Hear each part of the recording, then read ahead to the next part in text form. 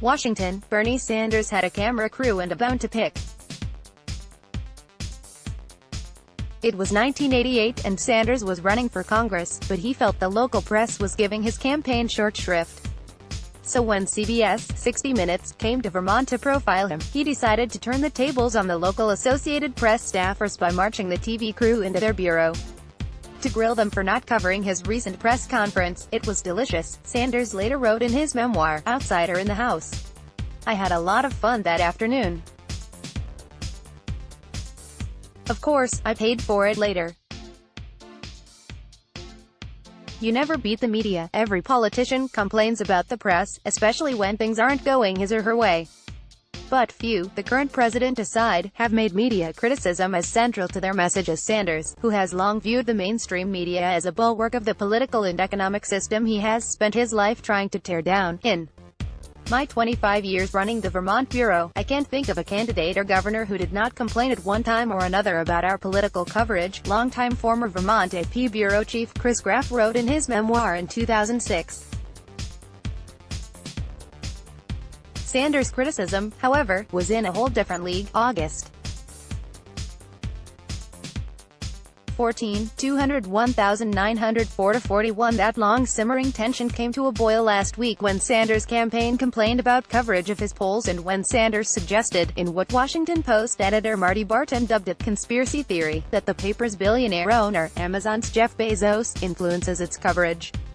Last night, the campaign offered an olive branch of sorts to the press in the form of a friendly softball game between campaign staff and reporters in Iowa on the ball field made famous by the movie Field of Dreams. "At a time when members of the media are demonized by the president, we hope to show goodwill and sportsmanship on the Field of Dreams," Sanders' campaign manager Faiz Shakir said in a statement.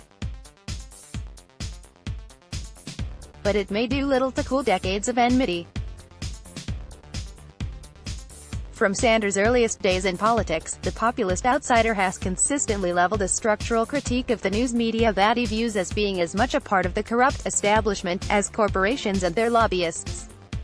Download the NBC News app for breaking news and politics. She's complained about media consolidation and corporate ownership, an ethos of political reporting that favors the horse race in personality, gossip, over policy and substance, and a belief that the mainstream media dumbs down the discourse to distract the masses from its advertisers' agenda. At the same time, critics and even some allies say that such criticism can sometimes serve as a convenient excuse for Sanders to explain away problems in his campaigns or dodge tough questions he'd rather not have to answer, much as Trump dismisses reporting he doesn't like as fake news, and after a former Vermont political columnist complained to Sanders in 1985 that, when asked a question you don't want to answer, you leave the room. Sanders, then the mayor of Burlington, replied, "Peter, you are basically a gossip columnist." It's a posture that Sanders carries to this day, portraying himself as the righteous underdog standing up to the forces trying to silence him. "We've said from the start that we will have to take on virtually the entire media establishment in this campaign, and so far that has proven to be true. Okay, fine. We are ready." Pic.twitter.com/1G80BookDB3. Bernie Sanders, at Bernie Sanders, August 15, 2019. Last week, his campaign organized a conference call to argue to reporters that they were trying to downplay Sanders' strength in polls, calling it the Bernie write-off of 2019. There seems to be a direct correlation between the media coverage of polls and Bernie Sanders' specific standing in those polls, top Sanders advisor Jeff Weaver said on the call. "The better the number is in the poll, the less coverage it receives. And the worse he does, the more it receives," and reporters took note of the campaign's decision to launch a newsletter written by an advisor, David Sirota, known for picking fights with reporters on Twitter that sometimes veer toward the personal and ad hominem. Bernie's comments about media ownership touched off the full freak-out by, shocker, the Washington pundits who are paid by the corporations and billionaires who own the media, Sirota wrote in his first newsletter. But it was Sanders himself who touched off the biggest controversy by suggesting on the stump that the Washington Post covers him negatively because it is owned by Bezos, a frequent Sanders villain. "I wonder why the Washington Post doesn't write particularly good articles about me," he said in New Hampshire. "I don't know why. I guess maybe there's a connection. Barron and many others in the press compared Sanders' rhetoric to Trump's and noted that Warren, who regularly criticizes Amazon and Bezos, and even called for breaking up the company before Sanders did, isn't accusing the paper of malfeasance. 538, the data journalism site, tracks cable news coverage of the 2020 candidates, and found Sanders consistently among the most covered candidates. A Harvard University study of the 2016 campaign found that while Sanders received substantially less coverage than rival Hillary Clinton, it was better for him, the most positive coverage of any of the presidential contenders. Sanders dropped the line about the Washington Post after mentioning it a couple of times on the campaign trail, and later clarified that his beef is bigger than any one news outlet. Do I think Jeff Bezos is on the phone, telling the editor of the Washington Post what to do? Absolutely not, he told CNN. But, he added, there is a framework of what we can discuss and what we cannot discuss, and that's a serious problem. It's a criticism that's as central to Sanders' political identity as his unkempt hair, and that leads him to seek alternative means of getting his message to voters by circumventing the gatekeepers in the press.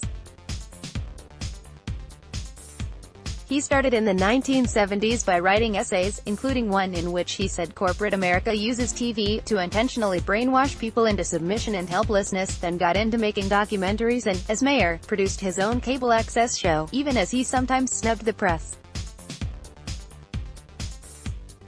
Now, he has the biggest social media following of any 2020 presidential candidate and has produced a wide range of his own direct-to-supporters content, including a live talk show and a podcast, and started a channel on Twitch, the Amazon-owned gamer-focused streaming platform. I think a lot of his feelings for the press come from feeling ignored, ridiculed or marginalized by the press over decades, said Paul Hines, a reporter and former political editor at the Burlington-based Alt Weekly 7 Days who has covered Sanders for years.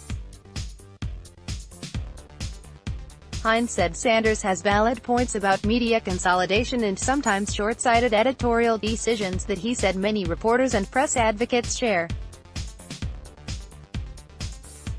But Hines noted that at the same time Sanders rails against TV outlets owned by large corporations, Comcast is the parent company of NBC News, he also has largely ignored the local Vermont press. His view of his own coverage is where he goes off track a little bit, Hines said. He is so self-assured and so convinced that he is right about everything that when he sees a perspective that doesn't match his own, he sees it as evidence of incompetence or corruption. Let's block ads. Why?